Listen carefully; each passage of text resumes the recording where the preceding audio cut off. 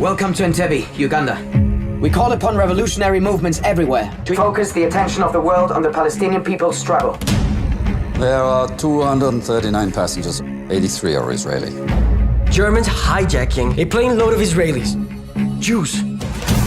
You must know how this looks to the rest of the world. I know how this looks, but it's not the reality. We don't want to hurt anyone. We're humanitarians. We need to find out if Idi Amin is helping them. You can't afford to negotiate with terrorists. That's political suicide. If your government do not negotiate, I will kill 2 children every 24 hours. Starting with these 2.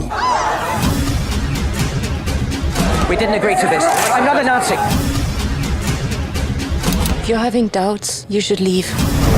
Why are you here? I want to throw bombs into the consciousness of the masses. Are you ready to kill? Are you ready to die? They have TNT all around the building. We have to act.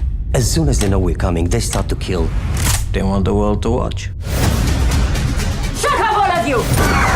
Anyone who tries to resist me will be shot!